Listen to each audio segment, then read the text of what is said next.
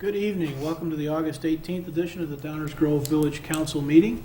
As is our tradition, we begin our meeting with the Pledge of Allegiance. If you'll please join us.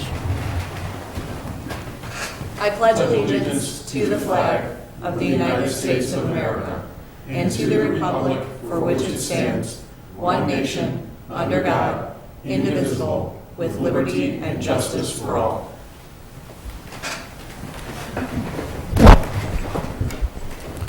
Due to the COVID-19 pandemic, public comment will continue to be taken electronically as well as here in council chambers.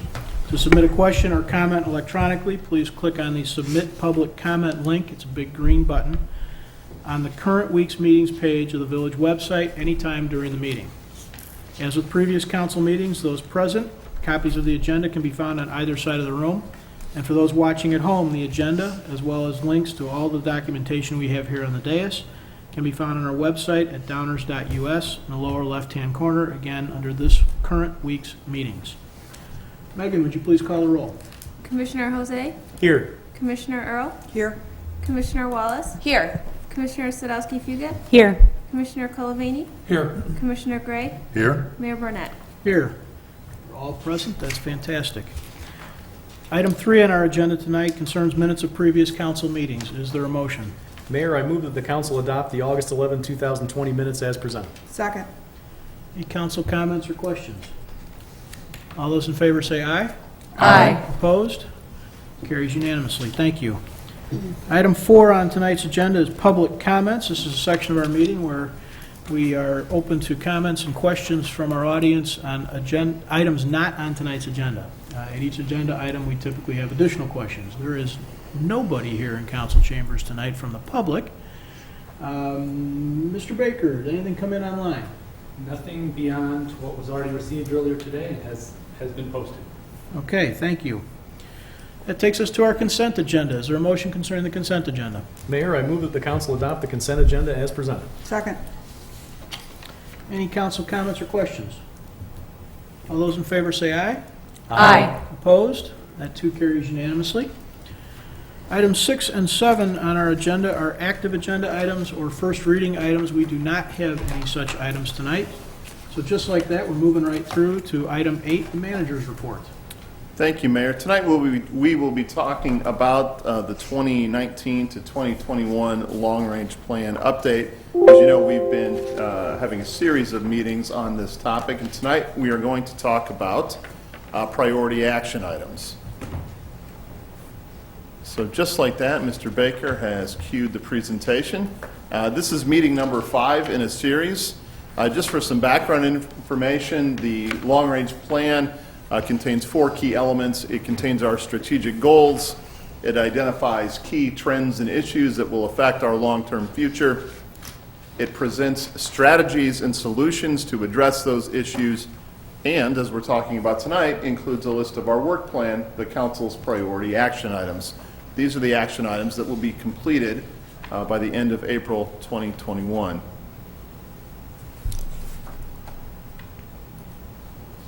As I said, we are in meeting number 5 of a series of meetings. We actually think we're going to add one more meeting, first week of September, to close out our discussion of priority action items, and that will wrap up the multi-month approach to our update to the long-range plan. First, a note about priority action items. What are they? Why would they be classified as such? So these are really the larger projects that we undertake as an organization. They typically meet one or more of these 4 criteria. They support a strategic goal or address a key issue. They require some sort of village council direction in terms of policy or a village council action in terms of a vote. They generally take around the 6-month mark or more to complete, and they engage multiple departments. So any combination of those criteria could end up making a project rise to the level of a priority action item. You may recall that the long-range plan that this council developed and approved last fall did have 8 priority action items in the plan. This was a unique year, to say the least, and usually when we do the mid-cycle update, we tell you that all projects are on schedule and we have just a few tweaks to make. Well, clearly not the case this year. Of the 8 that were identified in the existing long-range plan, 1 has been completed, 1 is proceeding on schedule, 4 have started up again. They were temporarily suspended, so now delayed, and we've re-engaged on them, and they are proceeding, and 2 of the projects remain suspended. We've also added 3 priority action items, some formally, some informally, since the council approved the long-range plan. First, let's talk about the priority action item that was completed. That was consider regulations and taxes on recreational marijuana. This was addressed right out of the gate by this council last year. The project that is proceeding on the original schedule is the creation of a plan for the future of the downtown. Mike Baker, our deputy village manager, is the project lead on that. You may recall he just gave us an update on that just a few weeks ago. The projects that are proceeding but have been delayed by the COVID pandemic is the replacement of our enterprise resource planning software, our system, our operating and finance system for the village. The District 99 High School Pedestrian Safety Plan, you may recall that the council did approve that plan, referred it to our Transportation and Parking Commission, or TAP. TAP just looked at the implementation plan at their last meeting, so this is again proceeding, and that implementation plan will be reflected in the proposed 2021 budget. Stormwater Capital Projects Plan, this is significantly delayed, will not be completed in time for the 2021 budget. That's okay, we delayed several projects in the Stormwater Fund this year. We will do those projects in the coming year, so this is delayed until the 2022 budget. Human Services Ad Hoc Committee recommendations. Council had re-engaged this group to give us more priorities and more specifics to their 2019 report. The original schedule had them completing that report this month, being presented to the council. Due to the pandemic, they are still working, and their report will be presented to the council in late October or early November in time and in conjunction with the proposed FY21 budget. The 2 projects that are suspended as of now are the Village Facilities Replacement and Sustainability Plan. I'm sure everybody on the council remembers that just prior to the pandemic hitting, we had clear direction from the council and we were off and running, and then our financial situation changed, so we placed this project on hold.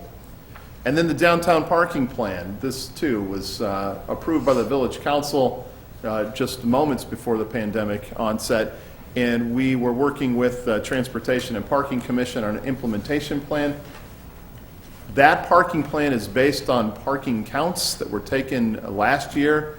They are not valid any longer. Parking demands have changed dramatically in the short term, and we're monitoring that to see if those are, to what degree those are permanent changes and how that may affect parking in the future.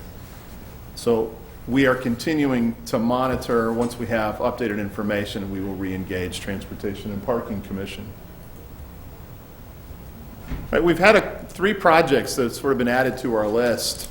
One is just this idea that we have to continually respond to the pandemic and the economic conditions related to the pandemic. Obviously, that has taken up most of staff's time and most of council's energy and attention in terms of policy direction. Just a couple of weeks ago, the council voted unanimously to direct staff to work on a design review project. In just a few minutes, we have a staff presentation on what we think the scope and schedule is for that project. And then one that has not actually formally come before council, but in informal conversations with council members, downtown management, and many residents, the idea that we would make our temporary outdoor dining program permanent. That is a project that we are working on. Mr. Baker will give us a short update on that project tonight as well. So tonight, after our 2 presentations, you're about to hear from Stan Popovich and then Mike Baker. We're just looking to hear the council talk and react to the information you're receiving here tonight. Once we get some dialogue from the council and maybe some direction, we will take that work back with us, and we will turn what you say here tonight into an actual scheduled proposed work plan, and we will present it to the council in early September, and then it will be in a form really to give us final direction on this council's work plan for the balance of the next 8 months or so. What I'd like to do now is turn it over to our Community Development Director, Stan Popovich, who has a much more visually pleasing presentation than mine. Stan. Thank you, Manager Fieldman. Good evening, Mayor and Council.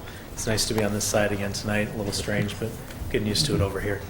As Manager Fieldman noted, tonight I'm here to talk about the design review project. The purpose of the meeting tonight is to inform the village council members about the project and then to obtain confirmation about the project scope, just to make sure that we're all on the same page. I'll go over a little outline of what I'll be talking about tonight. We'll go over what direction staff thought we heard on July 21st, project objectives, scope, summary, and timeline, and then some key policy questions that staff has identified as well. Tonight we'll go over those as well. So to review what staff heard from the Village Council on July 21st, two main points. The first one is to work with the ADRB to review, evaluate, and recommend amendments to the Downtown Pattern Book and Downtown Design Guidelines. And the second one is to consider amending the review and approval process for certain construction projects by the ADRB. That's also broken down into a downtown and then catalyst sites. As you recall, there are downtown catalyst sites, but then there are 30 catalyst sites throughout the village in 6 separate geographic areas as well. So next I'm going to move to the project objectives. So the objectives for the project are to ensure that developments meet or exceed established design criteria. That would be the design criteria for the downtown and the design criteria for the catalyst sites as well. We want to provide an opportunity for public awareness early in the review and approval process as well. We hope to engage the ADRB. Currently we have an efficient, predictable, reliable review and approval process, and we want to maintain that moving forward with our project as well. From what we heard on the July 21st meeting, staff identified 4 tasks that were identified in the July 21st meeting here. Update the pattern book, update the downtown design guidelines, examine the ADRB review and approval process, and then also create catalyst site design guidelines. So those are the 4 tasks that staff had identified based on our July 21st discussion. So to go over the first task, which is update the downtown pattern book, let me remind you that the pattern book was completed in 2008. It's principally an existing conditions book. It's got some really great pictures from 2008 and a sort of a slide format here that talks about the existing pattern. There's not really a lot of specific design guidelines in there. It's more overarching goals and concepts. It does have 42 street segments, like I mentioned just a second ago, existing land uses, and a street wall analysis, amongst other things. The purpose of the 2008 pattern book was it really is a starting point for downtown design guidelines, downtown zoning and development controls, and downtown plan. So we've been busy over the past 12 years doing this stuff. As you can see, we've had 6 projects go through here with the downtown design guidelines, zoning controls, and then the comprehensive plan. So from staff's perspective, we believe this project is complete and that the pattern book does not need to be updated at this point. We believe it served its purpose from 2008. We have some general design guidelines that we've been working for, but right now we don't believe we need to update the pattern book. With the remaining tasks, you can see I've created a project schedule here. We're here in August of 2020. We believe we can complete tasks 2 and 3 and by no later than March of 21. And then we're wishing to move the task 4, the catalyst sites, to after these first 2 tasks are completed. I'll go over task 2 now, which is update the downtown design guidelines. This was completed, these design guidelines were completed in 2009. The updated guidelines would provide guidance based on the 3 zoning districts. When we did this, in 2009, it was only the downtown business, downtown transition. Now we have the downtown core. So we have 3 zoning districts in the downtown. It will provide design guidance on the listed items here, including building scale, materials, and entrances amongst the list as well. The guidelines would be both textual and visual, so we would have some images and graphics and pictures to show what we're looking for and what we like and what's preferred. The ADRB would review the design guidelines and ultimately provide a recommendation to council. In terms of our schedule, staff has started pulling together some information here, as we know we want to get this done soon. So we've started working on this. We're planning an ADRB kickoff meeting in September. We'd have 2 additional opportunities for the public to comment at the ADRB meetings, then ultimately bringing it back to council in January of 2021. The next task 3 would be to examine the ADRB review and approval process. This would involve amending the municipal code if design review were to come in to make sure that it's codified so we know the process and where that all comes through. The design guidelines would also need to, with this municipal code update, would also need to determine what is governs the zoning or the design guidelines, so we'd have to clarify that as well. The ADRB would review this as well and provide guidance to the village council, and then any text amendments to the zoning ordinance would have to go through the plan commission. Ultimately, they would provide a recommendation to the village council as well. And then for the project schedule on this sort of ties in a little bit with the task 2, kickoff meeting in September, a couple of opportunities, November, December for public comment. Come to village council for a check-in to make sure that we're all okay moving forward with what's proposed, and then ultimately plan commission in February and then council again in March. So that's the proposed schedule for task 3. Task 4 is the creation of Catalyst site design guidelines. These documents do not currently exist. As I mentioned earlier, there are 30 Catalyst sites in these 6 different areas throughout town. We have drastically different lot sizes, drastically different land uses, from small commercial to multifamily to large-scale industrial to large-scale office. So these would be very different design guidelines. So a document would include recommendations for design using the comprehensive plan, which has some overarching goals for the Catalyst sites as well, and then aspirational statements about attractiveness, materials, and harmony and compatibility with surrounding developments already. We'd want to provide an opportunity for stakeholders and property owners to chime in on this as well, so we think it's very important to have that opportunity. And then the ADRB obviously would review these and then provide recommendations to the village council. The schedule, we would prefer to have that determined after tasks 2 and 3 are completed in March, and then move forward with this on a schedule that is to be determined at that point. So again, this is a summary timeline here, and then if we put all 4 tasks in our list here, we can see how tasks 2 and 3 are combined in some of the meetings that we can hold with the ADRB and accomplish both of these tasks at the same time. And then we also do understand that if we were to create design guidelines for the Catalyst sites, we would most likely have to amend our review and approval process again to make sure that the Catalyst sites were included in that process, but that could be part of task 4 then as well. So some of the key policy questions that we're going to have to be answering with the ADRB is what type of development requires design review compliance, downtown, Catalyst sites, what is the proposed review and approval process. So a project type, we could go anything where we don't issue permits now to painting your building to anything with entitlements. So there's a really broad spectrum that we have to narrow down where we want the design review to come in and who goes when and what time. Also, the other question is who reviews that for design compliance? Are there certain things that staff has discretion to review and approve? Is it the ADRB, Plan Commission, the Village Council? So it's all things that we have to work through with the ADRB. The other question would be is public participation. Where in the process does the public get early input on? So we need to determine that. And then an appeal process as well. We always want to have that available to applicants as well if they don't get the recommendation that they believe that they deserve. And some other things that we have to look at are what are the design criteria. We're going to want clear standards and clear design criteria, both for the ADRB and for the applicants, so they know what they're looking for and what they're trying to meet. And then how will the design guideline compliance affect the current review process in terms of continuing an efficient, reliable process that we currently have. That concludes my presentation this evening. If there's any questions that you have, I'd be happy to answer those for you now, or if Manager Fieldman wants to wait till later, that's fine too. So we're happy to entertain questions, and really what we're asking the council is, with that description of scope and schedule and deliverables, did we meet your expectations? Is this the project you were asking us to complete? So we can, I'll turn it over to you, Mayor Barnett. We're looking for any feedback you may have. Thanks, Dave, and thank you, Stan. So as we start into this is one subject. We're going to kind of come back around to high priority action items. I think Mr. Baker's got some stuff to share with us as well. I think we'll touch on this briefly, hear what Mike has to say, and then come back around to the whole list of high priority action items. Kind of make sense? Okay. Rich, this is kind of your baby, if you will, in terms of kicking it off and bringing it to our attention. You want to start in? Yeah, thank you. I've got about 3 or 4 minutes worth of comments, and what I'll do is I'll refer you to which slide number so people here and at home can follow on. First of all, I wanted to point out is what's the background for this and where do we get the legal authority to be doing this? And it comes out of our published comprehensive plan that was passed by the Village Council in 2017. On page 104, it says the importance of downtown is to identify the community cannot be overstated. Downtown is the place where all of Downers Grove comes together. Preserving that characteristic is the single most important aspect for downtown planning.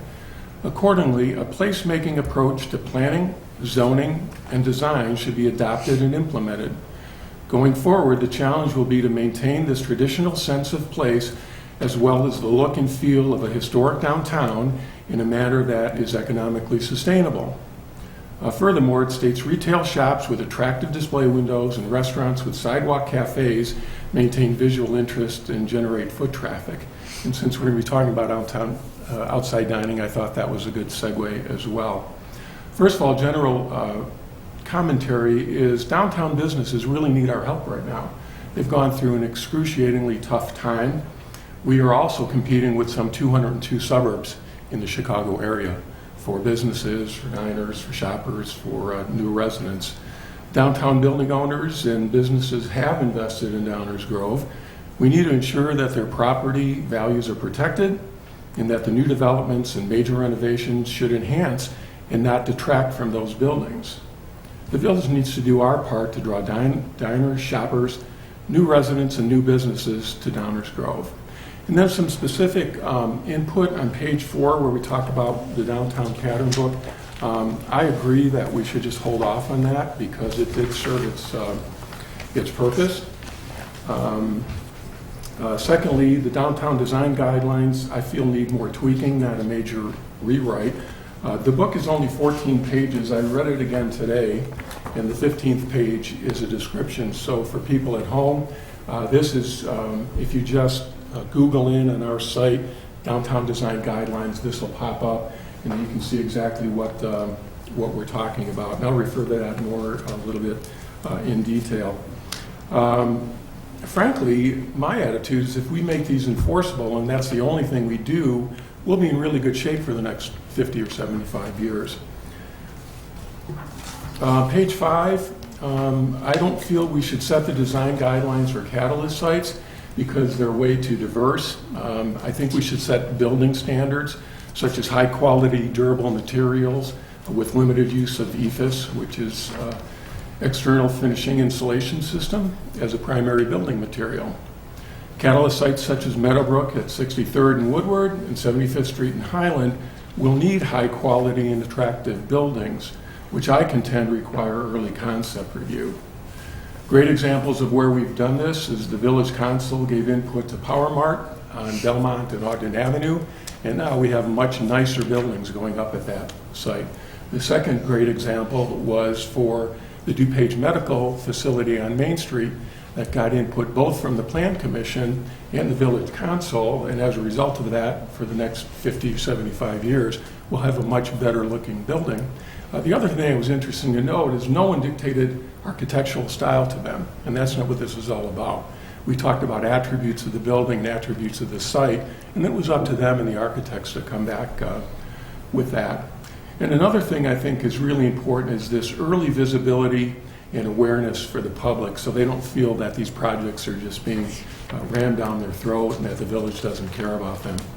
On page 6, I would remove tasks number 1 and 4 because the pattern book has served its purpose. I would also suggest that we switch task number 2 and 3. I don't feel that we necessarily need to wait for the tweaking of the downtown design guidelines before we have review.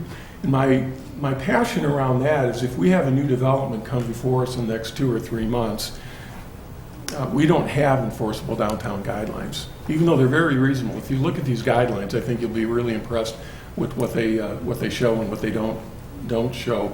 But if we have to approve a development that doesn't go through review, then we're going to have to wait another 50 or 75 years before we can review that particular site. On page 9, I would add outdoor dining, alcoves, and attractive rear entries and parking lots. There's also a point about the neighborhood meeting. Should we have that ask for a neighborhood meeting before the ADRB review or before the Plan Commission view? My opinion on that, it would be up to the petitioner, whichever they feel would be best for their project, so they would only have to go to the neighborhood meeting once. And finally, I would remove Ellsworth Belmont and Ellsworth, because it's an industrial area. I don't honestly believe somebody moving into an industrial area is as concerned with the physical surrounding of the buildings as they are the footprint, the space, the ability of getting 18-wheelers in and out of that. However, if you look at places like Butterfield, 63rd Street, 75th Street, Ogden Avenue, Fairview, I think we should have a review there. I think we should have other sets of eyes that can take a look at that and say, does this help enhance that particular location in town? And we do have the design guidelines in front. I just wanted to open a couple of pages as a good example. If we can turn to, let's just pick page 6 of 15. I just picked this out at random. But if you go up, the top example, figure, let's see, yeah. If you show the pictures where you have figure 5 or figure 7, this is encouraged knee walls and windows, which make up the majority of the storefront. To the right of that, figure 8, encouraged knee walls and windows, which make up majority of the storefront. If you go down an example, it gives a clear example to a developer of storefront windows without a knee wall should be avoided. Or, even though this is a beloved building, being the blacksmith shop, opaque windows, which should not make up the majority of the storefront, are to be discouraged. And that goes on and on. Another good example is the very next page. It shows 2 examples of what it should look like, what would be a positive example, and then 2 examples that are not so positive. So if I were a developer, I think I'd be able to look at these and get a pretty good idea. And I know that staff has met numerous times with developers. Say, this is what we aspire for Downers Grove. This is what we wanted for Downers Grove since 2009. And now what we're recommending is that let's give put some teeth and put some power into that. And that concludes my comments. Thank you, Rich. Anybody else want to weigh in on this one? Kind of the current status, as Dave was saying, have we made it to everybody's expectations to this point and sort of the process where we are? Greg? Thank you, Mayor. I'm fine with the way the project was described, and if Rich wants to tweak some of the scheduling on that and in the order, I don't necessarily have much of an issue with that. I know that our planning department's going to come back with a really good product, so I have every faith in our staff. I wanted to explore the idea that it's not currently enforceable, though. I mean, my understanding is that we tend to put design guideline compliance into the approval process on pretty much any entitlement process that comes at least before us. So when someone needs a special use or what have you, we require that kind of thing. Am I misguided on that, Dave? That's correct. No, Special uses and planned developments in the downtown, they are required to. That's the stuff we'll go over with the ADRB. We'll give a whole presentation on the current process and how these are applied and when they are required and when they are encouraged. We'll give examples of pictures of buildings where they were encouraged. We'll give examples where they were required so that everybody in the ADRB, and they're already familiar with it, but really just a refresher, and then anybody who comes to the meeting, we'll kind of go through that in some detail. Excellent. Thank you. Thank you, Mayor. Marge? Yeah, I think the main takeaway from this is I think what we're looking for is more eyeballs on the projects where they're highly visible. And the more input the developer can get early on in the process, the less resistance from the community, the less people will be unhappy with the finished product. So I'm in favor of updating the guidelines. I don't know how we're going to determine yet what is substantial compliance and what's not. I don't know if it's a 50%. I don't know if you're scoring something. I guess that remains to be seen. I agree with I don't think we need to revisit the pattern book. And I question whether I'm kind of 50-50 on catalyst sites because every one of them is so unique and the range is so diverse for things that they could be. I don't know if there's a way to easily put that in a box. But I do agree with things like no EFIS. If we can discourage the use of EFIS, that's a subpar building material in my opinion, and I would prefer to steer away from it. So the things that we can control, the durable building materials, all of those things are, I think, a great idea. So I'm largely for this. I pretty much agree with Rich. We have been talking about this for a long time, and I think the more eyes on a project, the earlier it comes, the better, the more feedback the builder can get and developer can get, and the happier everyone in town is. So that's my thoughts. Thank you, Mayor. Thank you. Yes. Nicole? Yes. Oh, jeez. EFIS. Gosh, that word. I'm much reminded of a very intense EFIS discussion when it came to one of our Catalyst sites on 63rd in a building that didn't end up going there, but wow, I certainly remember talking about EFIS. Thank you to Commissioner Colavani for bringing this before us. Whatever kind of changes you feel like you might want to suggest, I think are fine. I agree with Commissioner Earl. I'm not sure about the Catalyst site. I hope that we can find a way to make that work. And I would just leave Belmont and Ellsworth in there. I mean, if we're going to do that, I feel like just kind of keep that in there. But otherwise, I look forward to hopefully having something come before us that will work. A lot of other communities out there they do this already. So I'm looking forward to see what staff comes up with and how we can continue to preserve our community in its current beautiful condition. Thank you, Mayor. Thank you. Kevin? Leslie? I don't have a ton to add. Yeah, no. I mean, I agree that this is kind of Rich's baby, so we'll defer to him if he has any suggestions on how to make small tweaks. But in general, yeah, I think this sounds like a great plan. I have faith that the staff will be able to come up with a method by which we'll be able to issue compliance or not. So, yeah. Okay. All right. Just chime in a little bit. The objectives, as I understood them and put out here, I think are all worthy objectives to continue this process. This project should, I think, go forward as quickly as possible. We are talking tonight about high priority action items as well. Uniquely, that kind of ties in, and on this Catalyst site thing, I think we ought to just punt that. I think that's not worth the trouble in this moment. Over the next 6 to 8 months, that we're looking at this project, trying to get some progress on it in light of these primary objectives and the whole overall high priority action items challenge that we're going to have from a resource standpoint. I think we ought to post haste on items 2 and 3 and just punt the Catalyst thing for the moment. Hang on Yeah, a second. I'm totally comfortable with the phased approach. Hang on a second. Sorry. As it relates to the schedule, they're looking at the last page. They're largely concurrent.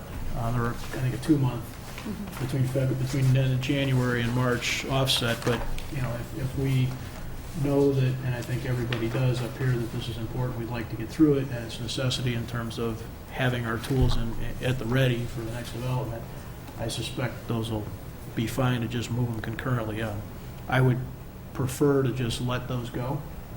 I'm not going to lose a sleep either way, but I don't want to necessarily stage them. It looks like our team figures they can run them concurrently, more or less, and I think we ought to just do that. Yeah, just to clarify that point, they are absolutely concurrent, so that on the day that council learns about the recommendations on process, it's the same meeting you learn about the recommendations on the rules. The only difference is once we get direction on council from the rules or regulations, then we just have to go back and amend some ordinances. So basically, you're going to get a package deal from staff and the ADRB on the same night. Just kind of an interesting observation now, seeing it in writing here, but everybody sort of feels like this is something we ought to go ahead and move forward with. But what's I thought interesting, if we started in 08 with the pattern book, and I'm just looking at page 7 here, 08, 09, 11, 14, 15, 17, and 18 have all had, not exactly the same, but planning document adjustments as a function of this body plus our staff. So to think we might wrap this up in the spring of 21 with some revisions and adjustments sort of makes perfect sense. We look at our processes all the time and look for opportunities to review and improve them, and this is one that's important to all of us. So the timing seems right to me.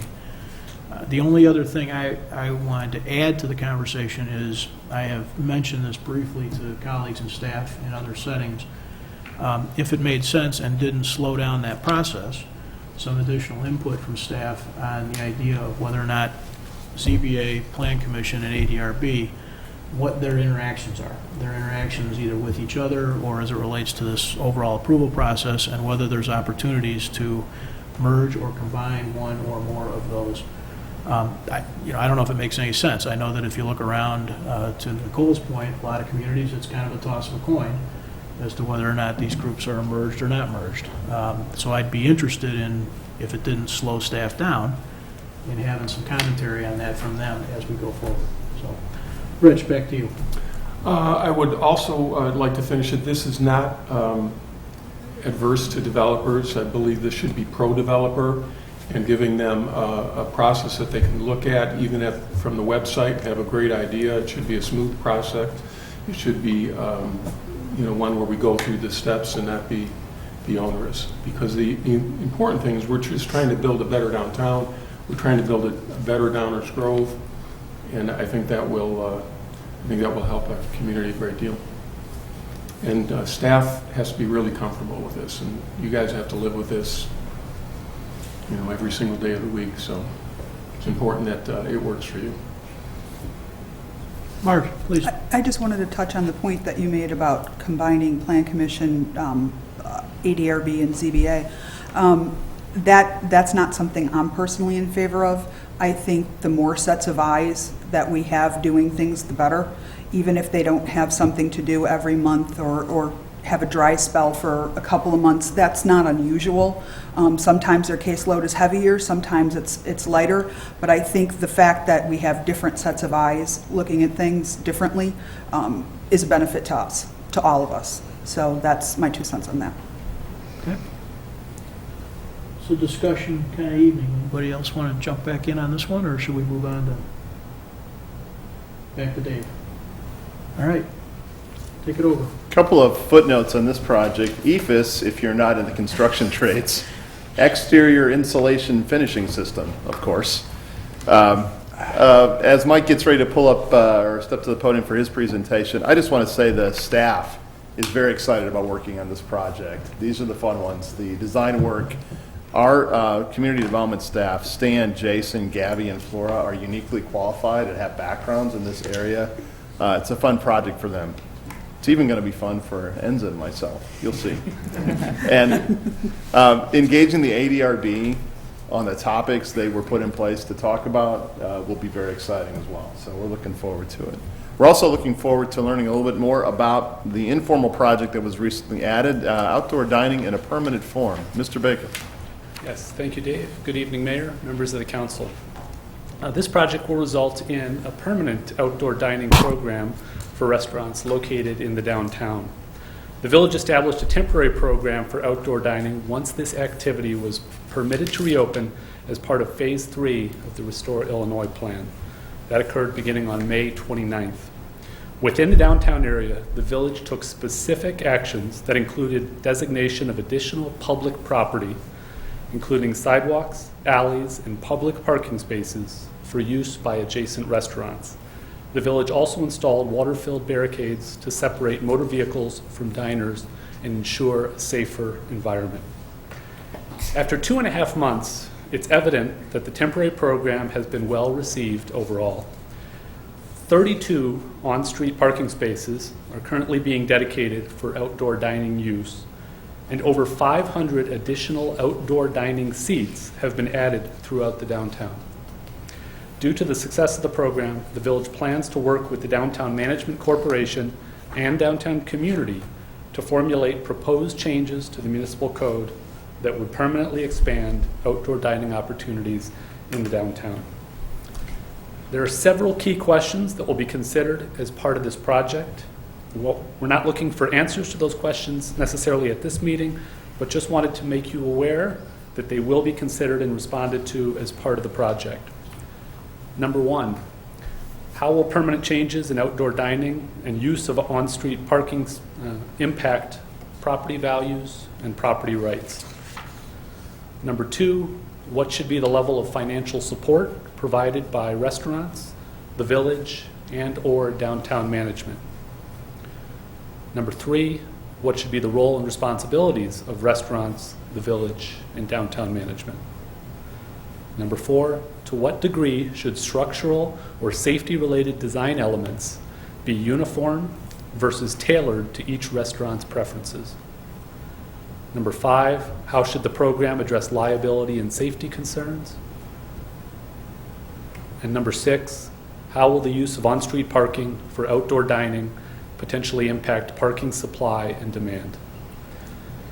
So again, staff will be working and already has begun working with downtown management and will engage the downtown community, including restaurant owners, other retail and service businesses, as well as residents, to further develop this program and answer these questions, which will ultimately be brought back for council consideration and approval.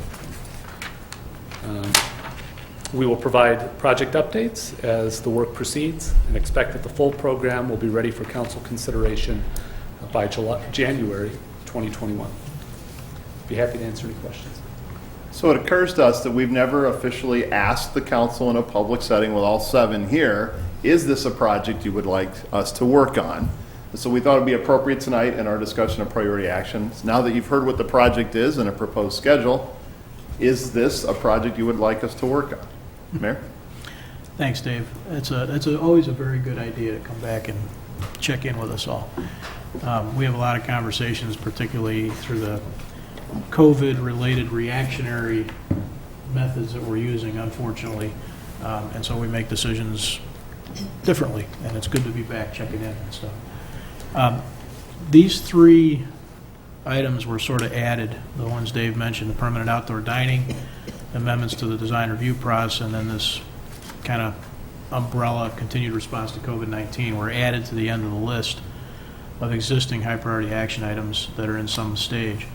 And so as we go tonight forward, I'd like us to all kind of, a little bit like we did last week relative to service levels and potential revenue sources, if we'd all just talk a little bit about what's on our mind relative to these high priority action items. We're going to not settle anything tonight. What we're going to do is try and give staff some more feedback and let them put together what they think they heard and what that might look like for an actual plan.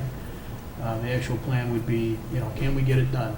What's it look like on a Gantt chart? That kind of stuff that we'd hear about in a couple of weeks, first week of September. So with that, I want to jump right in. Greg? Thank you, Mayor.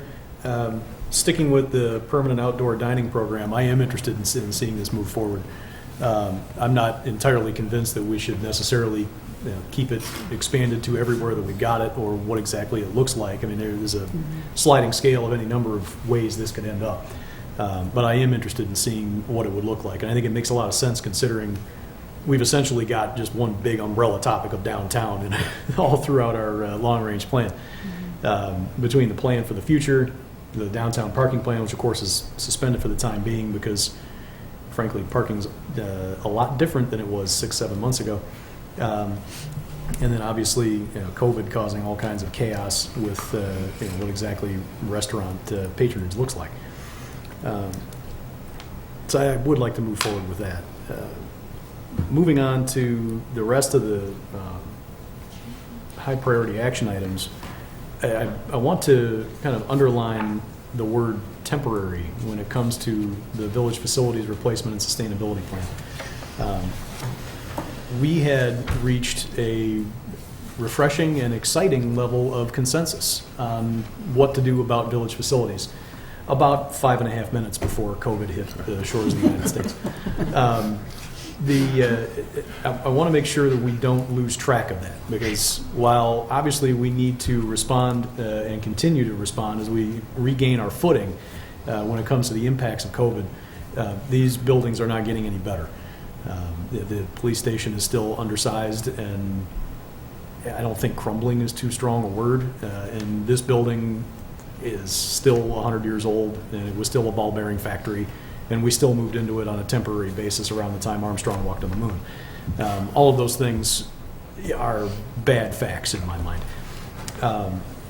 I don't necessarily need you to scroll back, but the scoreboard in terms of where we stood on the priority action items contained one thing that was completed, and I'm hoping there's an appetite among the council to uncomplete it.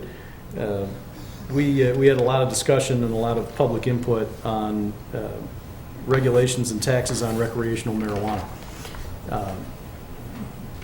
I think we've gotten a lot of experience in the last 8.5 months that it's been legal in the state of Illinois.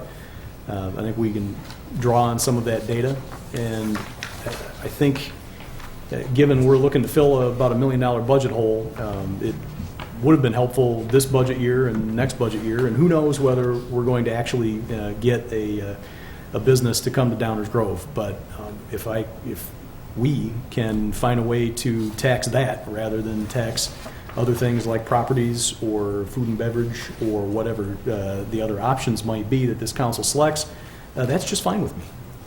So I'm hoping that some of my colleagues who were interested in more of a pause button might be willing to push that pause button again and get things moving. Thank you, Mayor. Thanks, Greg. Anyone want to? Marge, go ahead. I'll go. Well, let's start with marijuana. I have no interest in reopening the discussion. What I've seen from the stores that have opened and the problems they have brought, especially in the difficult times that our police department is having with just the regular everyday things that are cropping up around us, and the continued challenge of things like car thefts that we're having, the ring of car thefts we've had in the area, and some of the other negatives. I don't want to go ahead and put some cash-heavy business and product-heavy business bullseye right in the middle of Downers Grove and make things more difficult for us. It could wind up costing us negatively in the end, and so I'm just really not interested.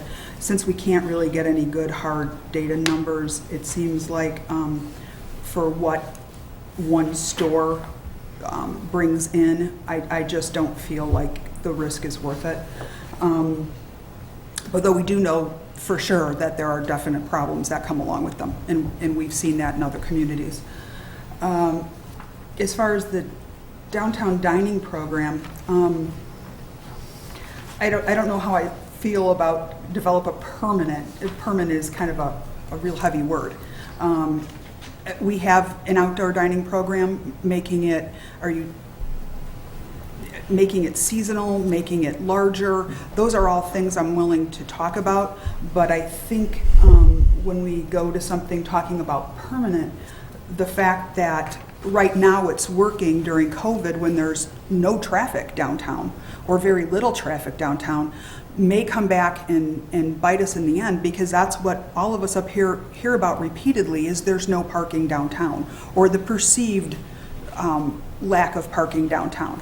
And I don't know how to balance that with the COVID, because clearly there's not the same demand for the parking spots downtown. People are easily able to park downtown, so we're able to give up a few spots to put tables on the street and whatever. I just don't know how this is going to fly when we're back to something closer to normal. I'm willing to absolutely let them continue the way they are out on the streets and have this expanded dining going forward. I just don't know how much I can say let's make it permanent right now, because it's hard to overlap one with the other, because this could come back as well and cause problems later. It might not. We can leave it in place. We can see how it goes. I'm all for that. But as far as calling it permanent and this is the way it's going to be going forward, and flexibility on what we want to do with which spots and how permanent we want to make changes, I think that's all going to come down to seeing how traffic responds to this as things pick back up. So it's a balance, and I'm absolutely open to any thoughts and suggestions. And I know our downtown restaurants and businesses need shoppers definitely, but I know that there's also people who would like to see this downtown dining go away as well. because they feel it's impacting their business. So it's kind of a 6 of one, half dozen of the other for me. Facilities, it's one of those things that's never far from our sights, I think. It is sad that we had to hit the pause button right on the heels of all of us agreeing to do something and make some meaningful decisions. And it's frustrating. We've been frustrated a lot with this building project over and over and over again. And that one, I think, is just we're probably going to have to wait a year or two and see where we come out on that. Other than that, I'm pretty much okay with everything. But that the fact that the downtown parking plan is suspended ought to tell you something about where that meshes with the downtown dining. And I'm trying to reconcile those two in my head, and those two give me some concerns. That's where I'm at. Thank you. Leslie. Yeah, I have some of the similar concerns as Commissioner Earl with the downtown dining. I'll start with that. I would like us to look into it. I would like to see a little bit more downtown dining, potentially think about rooftop dining. But I also am worried that once things get a little bit more back to normal, if we have hit that pause button on the parking study, I would, if we're going to get a little further into making this permanent, I would also like us to continue that transportation and parking discussion, because I want to make sure that we are not negatively impacting the businesses that are not restaurants on the street, and ensure that we're kind of being equitable in that way.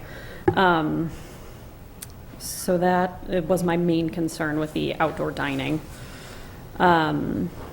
But that wouldn't mean that I wouldn't be for looking into it, but it's just something that I would like to see happen at the same time as restarting that parking study. I would hope that we could continue the village facilities discussion earlier than a couple years from now. I would like to revisit it sometime in 2021. Again, I think the sooner we can feasibly think about it, the better, because again, things aren't going to get any cheaper and our buildings aren't getting any nicer. So I agree that I would rather restart those discussions sooner rather than later. Pretty much everyone knows that I was originally in favor of, thinking about cannabis businesses, so I would be happy to restart that conversation. And I would actually kind of like to add something that is similar to our Human Service Ad Hoc Committee. So knowing that we've been having a lot of discussions about equity and diversity and inclusion, we've had our police listening session, and a lot of things have come up, and I think it would be a valuable goal for the village to kind of be a model for good diversity, inclusion, and equity practices. Obviously, the benefits are just visually, we will show that we are a welcoming village and that we are really embracing that idea. But outside of that, for the numbers folks, there are plenty of data that support the idea that a diverse workforce has better outcomes and increased productivity. Happy to provide resources for anybody that is out there, so send me an email if you would like them. And we know from a policing standpoint that departments with more black officers have a reduced rate of killing black people. And we also know that we have good relationships when we have a more diverse workforce, because you can see yourself reflected in your force. I think that's true for both the police force and for our village staff. So I've just got a couple ideas by which we could do this, not necessarily by having quotas. I don't think that those are effective, but I would like to see a little bit more of the data-driven approach where we're ensuring that we have a lack of bias in job descriptions. So I know that when I've worked for nonprofits, we've gone through our job descriptions to really, there are some nice tools out there from other nonprofits where you can look at ensuring that you're not biased based on gender, race, religion, background, to make sure that you're really appealing to the largest audience possible, looking at our hiring procedures, potentially looking at our implicit bias and cultural humility type trainings. I've done some nice ones by the YWCA, and perhaps a pay equity audit to ensure that, again, we're really leading by example. So those are kind of the things that we can control. We can't necessarily control all of society, but we can control what we are doing as a village and what we want, how we want to represent ourselves. So I think that this could be a beneficial goal that's kind of in line with some of the things that the human services have talked about. That's it. Can you help me with that one a little further? Sure. So we're talking about, beyond what you raised tonight, we're talking about things that are fairly well defined. And so they lead, LRP to high priority action items, the budget's kind of a string. Mm-hmm. So what does that, this is going to sound kind of ridiculous. There's nothing you said that isn't something that 7 people up here are going to have bobblehead, right? Right. So, but help me understand what that looks like in terms of a high priority action item. Is it a study of our existing systems? Is it a, what does that look like? It's kind of a combo. It's like a study and an improvement, right? So we are figuring out where the gaps are and trying to improve upon them. So if we called that a study of the existing systems for training, hiring, and pay, that's kind of what my notes said. Would that be? that would be accurate. Mm-hmm. That'd be an accurate description? Mhm. Okay. Can I follow up on that, Mayor? Please. In terms of, are we thinking specifically the PD, or are we thinking village-wide? Village-wide. I wanted to clarify that because I was thinking about our pay practices in terms of our collectively bargained force. That's all going to Correct. be governed by the CBA. Correct. One of the benefits of collective bargaining is everybody gets paid the same. Right. Okay. Can I go? Before you go, Yep. does anybody have questions for Leslie or want to touch on Leslie's subject? I'm assuming, Rich, that you wanted to just start into your list. Well, I will touch on her topics during Please, mine. go ahead. First of all, with permanent outdoor dining, I guess I never thought of it being permanent, like we physically reconfigure the street and put curbs, where the tables are. I always thought of it more being semi-permanent and maybe something more attractive than the plastic things. Let me just clarify what we mean by permanent. The program we did this time was reactive and temporary. What we mean by permanent is a continuously running and recurring program of outdoor dining. We're not talking about whether the physical improvements are permanent, and we're not talking about whether it runs continuously 12 months of the year. We're trying to say it was a reactive temporary program, and should we make it a well thought out recurring program? Before, on that point, I don't think my sense of what we're asking is not should we have 32 parking spaces to result in 500 seats. Right. It's should we have a system by which we employ more public space for private use, if you will, in a dining-related function in the downtown. One of the things It might look like any number of things if it actually got studied. Yeah, I think Mike covered those pretty well in the open-ended questions. One of the first things we learned is the word permanent can mean a lot of different things to a lot of different people, so we're taking some good notes on that as well. So I apologize for interrupting. No, that's fine. I happened to be in Galena not this last weekend, but on our trip back from the west, and what I noticed is they, instead of umbrellas, they're using tents, and then they have lights in the tents. So even if they're somewhat inclement weather, if it's a little drizzle, they keep on serving. So I thought that was interesting. I think we should do another pass-through to the retailers to make sure they're not negatively impacted. The restaurant owners I've spoken with said they're okay if it was just in front of their place. They wouldn't necessarily have to take the next 3 spots, but we still have to be, cognizant and respectful of the other retailers who may, still like those parking spaces. Regarding the facility plan, it's on the back burner. I hope we don't put it off the stove. We keep it ready to pull forward, so let's keep our powder dry on that. Regarding the Human Services Ad Hoc Committee report, I'd really love to see the priorities they came up with and the kind of study of the kinds of social programs that are available in the township and the county, and what's there for available through nonprofits. I think this is a particularly tough time, and that even though we may not specifically take on those own responsibilities of the village, I think it's incumbent upon us, if we can get that information through this committee out to our residents, it would be very useful to them at this time. So I don't think it would take a bunch of time and effort and staff work in order to accomplish that. Regarding the diversity, mostly in the police issue, I was out of town for the listening session, but I watched the whole thing on YouTube, and what occurred to me is I think by the time they're in college, it's a little bit too late. I think we have to have real emphasis in the high schools, particularly if they're going into a junior college with the idea that they're going to take criminal justice as their major for their associate's degree. I'm not sure how many people decide to become police officers in college or decide that career path earlier. We have our two primary high schools, Bennett, Montini. So, that's my view there.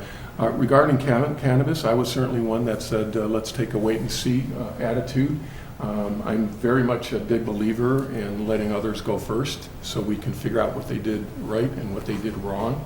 And what I'd like us specifically to find out with the villages where they have these sites is what has been the actual crime. One of the concerns I raised early on is with this being a cash business and large amounts of cash and large amounts of inventory, would we have to have full-time police presence in front of these sites? In other words, would we have to add 2 police officers?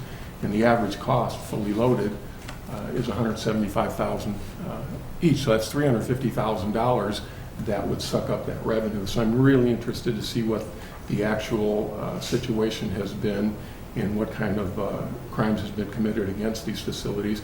Parking is another issue that, frankly, I didn't even think about before, but it is a concern. So I'd like to see what the impact is on that. And then also, if we can get some idea what the actual revenues to determine is this a worthwhile thing or not. And then also, kind of lost visibility of civil licenses. So I'm keeping an open mind about this. I think we should collect this information, and I think that's it. Thank you. Thank you. Kavanaugh. Thank you, Mayor. Just going through the plan really quickly, the facilities conversation that we've had, that feels a little bit hard to me that we would make all this progress and then get to this point where the brakes just screech on that. I don't know, for me personally, I would love to see where this picks up in the conversation. It just feels at this point very distant. It feels like there are other things that I feel I can truly put my hands on in this list, and then this one feels almost opaque. And so I'd love to figure out how this comes back into the conversation. I just don't see it in the immediate right now, but that does not mean that it is not front and center for me. The future of downtown, when you look at all the work that's been done by the village and that process, watching that move forward is just it's a green light. The pedestrian safety issue, we can't avoid this 3 to 5 year expansion plan for stormwater. Even given the constraints that we currently have, we're trying to operate and work within that, but then the bigger picture plan makes tons of sense. I really am kind of tying into something that Leslie said, very much interested in seeing all the work that's been done. We had one iteration of the ad hoc committee that we did not get a chance to see.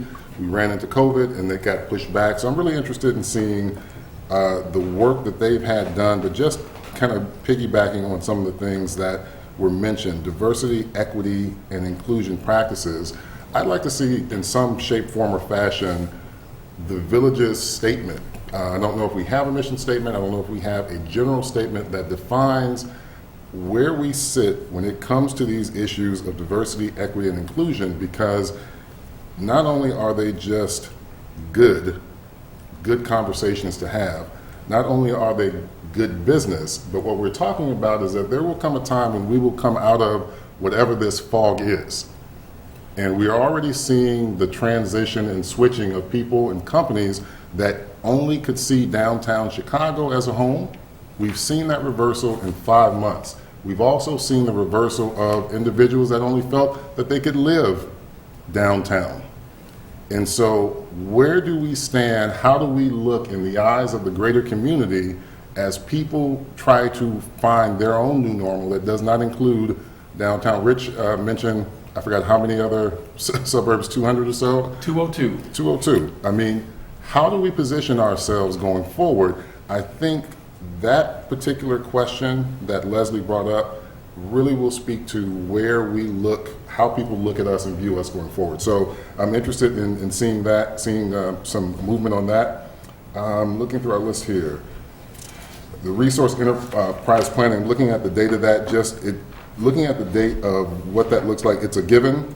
It's something that must happen, but you know that is a fixture item that has to happen, and you can see the kind of the implementation difficulty of it as we look at fourth quarter 2022. Permanent outdoor dining, one of the notes that I made, I would love to see us, and I'm not sure how this gets written up, but I think we have somehow set an expectation for outdoor dining. We've set somewhat of an expectation for residents in terms of what they have added to their normal.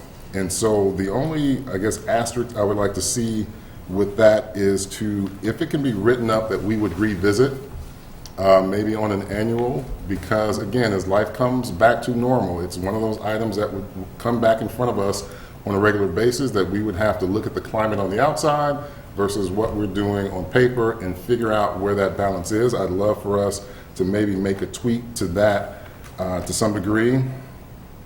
Amendments for the design review process, I'd like to see that go forward. And I think the thing that just kind of gets me is the numbers of what was completed and what was not completed, what we're adding and what we're trying to take away. I think at this point, my boys get on me oftentimes about the yes and no's of things. As they've kind of grown up, I've taught them, hey, if you're going to do something, if you're going to say something, stand behind what it is that you said originally. And when I deviate from that in the slightest bit, they will call me on that and they will say, Dad, let your yeses be yes and your no's be no's. And so I'm not that far removed from my no on the recreational cannabis issue. And so for me, that issue still stands as something when I look at all the items that we cannot complete currently and all the things that we're trying to work through. I think I'm very much interested in how we are handling our resources going forward. And so that's all I have, Mayor. Thank you. Thank you. Nicole? Thank you, Mayor. I'm going to try not to be too repetitive, being the last person. I'm going to start with the permanent outdoor dining and permanent, now maybe coming up with a different term for that.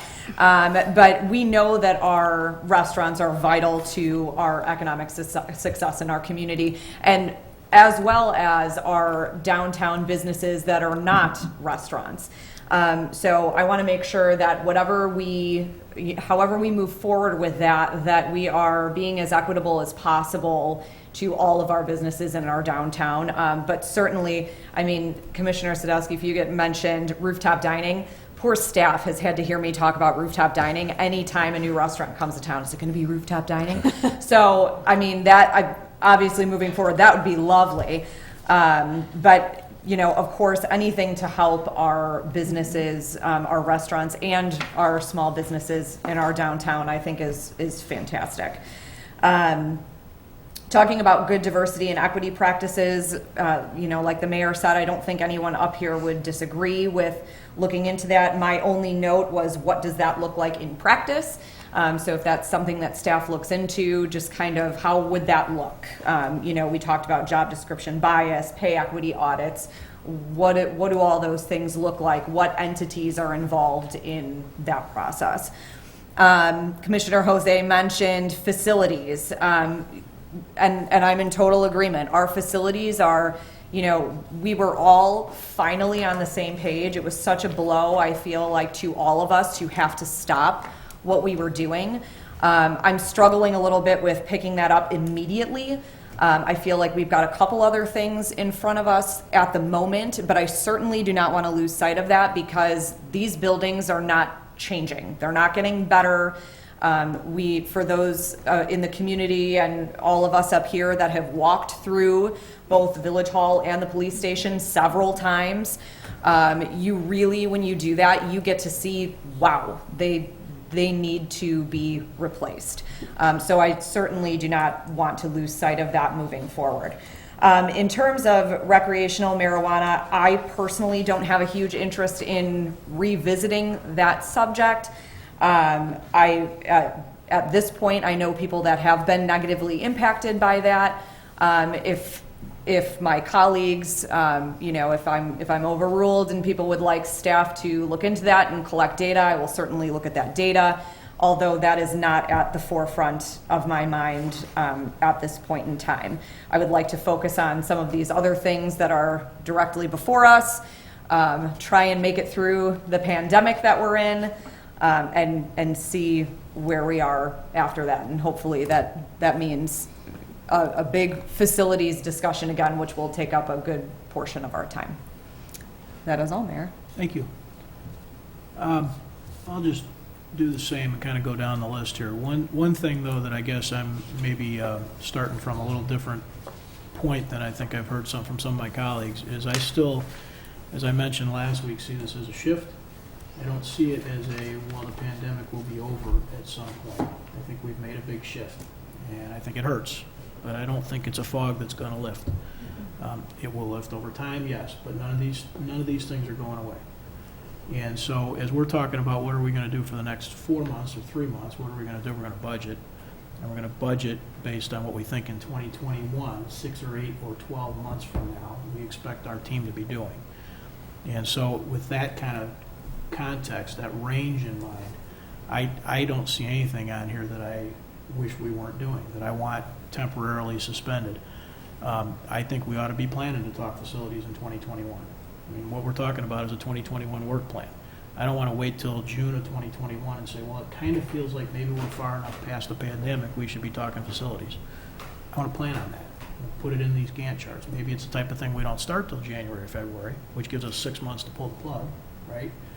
But I don't see how that is something that is off of our list. It was off of our list in the moment of reaction that we had to do, but I think it has to stay not only front and center, active on our list. Active meaning our 2021 work plan. I think that's true of literally everything here. I just don't see any elements in this that are things we can say we shouldn't really do or we kind of don't want to dedicate the resources to. We have expectations.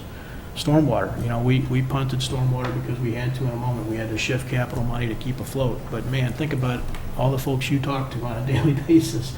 And every time it rains, what those conversations sound like, we're, $20 or $35 million into a $300 million plan. We need to keep at it. We need to keep at it. Human services, it's unfortunate that got delayed, but again, is another thing. It's back up and running, and when it comes in, we're going to have to put our arms around it and figure out whether there's something for us to do with it. I don't think we can just shelve that. So I'm probably not helping you a lot because this is a prioritization exercise, right? Partly. Next meeting will be the prioritization, clearly. But in planning for that meeting, from my perspective, I'd like to see every one of these things sort of vetted out in terms of timeline impact and what can work concurrently and what can't work concurrently, that kind of stuff. Because I don't see anything on here that's not, critical gets overused, important gets overused, but there is nothing on this list that I don't think our community expects us to make progress on. So I guess the sort of two tonight that were a little bit different, if you will, was completed cannabis. My thoughts on that have not changed since we talked about it last time. So if we're doing sort of head counts, it seems like maybe there's an interest in at least revisiting it. I don't think, I remember, the way I remember last time, Kavanaugh, you're raising a good point when you talk about resources. We got to watch resource allocation to be sure, but that thing was pretty much ready for us to just go thumbs up, thumbs down. So some new data presented to us to make us ask that question again. Probably not a big load, and I think we should do it. The downtown dining, I wanted to try and add that clarity earlier because listening to the stuff Mike described, the question is not, do we have traffic dividers in the current spaces? That's not the question. The question is, do we revision some of our downtown public space usage for a more dining focused standpoint? And if we do, then what does it look like, right? None of this is talking about repeating what we've got right now. So again, it's another thing that I'd like to finish that conversation and finish the study, turn it into a conversation that we talk about a specific, and then we can decide if we think it's an inequitable impact on non-dining businesses. We'll decide that when we know what it is. It is not what everybody's looking at today. So I'd really like to finish that conversation. So would you please get it all done next week? That would be- Yeah, next week, all the projects completed by next week. The point was to hear each other, I think, and for staff to hear us each, right? And so we're not anywhere close to done. And so that is what we're doing. It's part of why we talked about maybe coming up with an actual list at our next meeting, because we need to hear each other, we need to reflect on this, we need to keep talking with staff, they need to hear us, et cetera. Marge, please go ahead. I just, as we were talking about creating a stormwater capital projects plan, I had kind of thought about this briefly and then really didn't go any further with it with staff, but I think I did send an email to Rich about it, and I did talk to Dave about it. And that was the concept of moving the tree planting into the stormwater capital fund, so that it would have a dedicated, so that tree planting would be fixed, it would have a dedicated resource to fund it, because it does go the tree planting does go hand in hand with the stormwater system. We wound up losing our spring tree planting because we couldn't go forward with it because of unforeseen things. I would just not like to ever lose another season in the tree planting. We're losing them faster than we can replace them, and we're behind. So to the extent that we think it's prudent, I'm not talking all of the tree care services, I was just strictly thinking planting, but I'm open to any other thoughts. I just didn't know, it was just a thing that occurred to me, so I thought I would bring it up here since we're talking long-range planning, and it might be something that's worth a go-around. That's a really good idea, and I'm glad you brought it up. What we're doing is exactly what we're supposed to be doing, right? Talking about priorities and talking about the things that are important to us. And what we've probably learned is that we're going to have to be, we're going to have to rethink a lot of funding structures because we kind of got hammered, right? And so a dedicated, thinking about this thing that's important to every resident in town believes tree program's important. From 16 different versions of why, right? From aesthetics to stormwater to energy consumption to air quality, the list is endless. And yet we got really whacked with it. And so if that program can get revisited and thought of in the light of a stormwater plan, that's the kind of conversation we have. We unfortunately, or fortunately, it depends on how you look at it. Fortunately, because as Nicole said, we hit this point that we had never been at, where we were all singing from the same songbook relative to facilities. And we kind of, I don't want to say we put stuff off, but we prioritized that amongst ourselves, right? I mean, that was our primary focus. And so we were trying to not be distracted by other things. And fortunately, we landed at a good spot that we were all liking what each other was thinking and wanting to move forward. Unfortunately, there's a backlog. Whether it's tree funding considerations or pay equity studies, there's a backlog of stuff. And so that's why I hate to put anything from this list out indefinitely. So, what else? Rich? Yeah, I support that idea of moving it under stormwater. If memory serves, a mature tree will actually absorb 100 gallons of water in a 24-hour period. And you look at the number of trees that are in the neighborhood, and that starts to add up to real numbers. And after a while, they're just free. They just sit there, and they grow, and they suck up stormwater.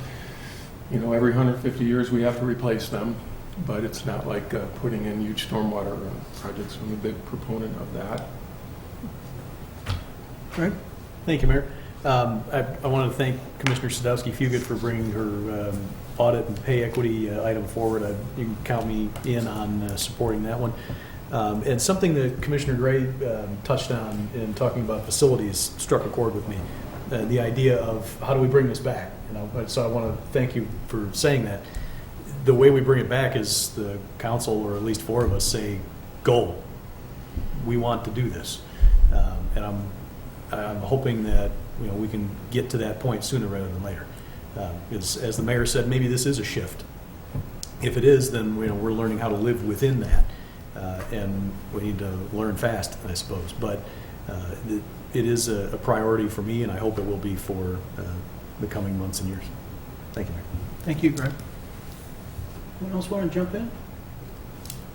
Rich? Just kind of one editorial comment. I always thought the long-range plan was something you did every 2 years, right?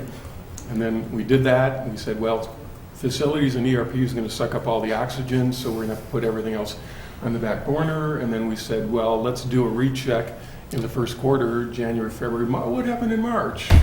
And it all got thrown out the window. So now we're revisiting it again. It almost sounds like we may need to revisit this again early next year when we have different financials and we see how we're turned around. So our long-range plan has turned into a mid-range plan.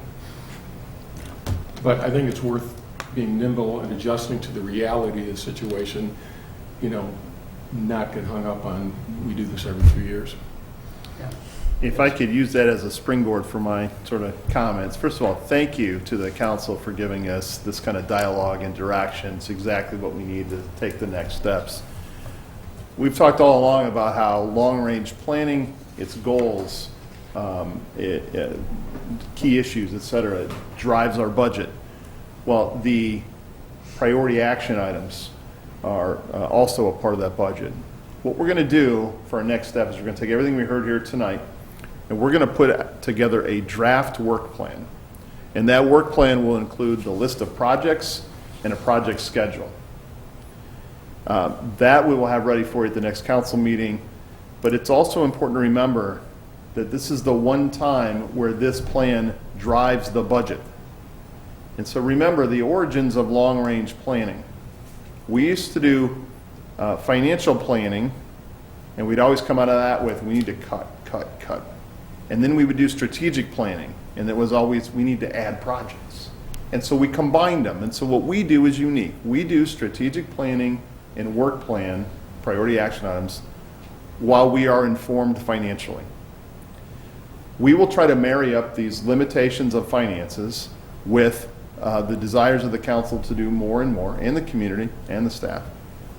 Remember, this work plan drives the proposed budget. So this time you will see, instead of us saying we can't do it because we don't have enough resources, you're going to hear us say, okay, council, is this your work plan?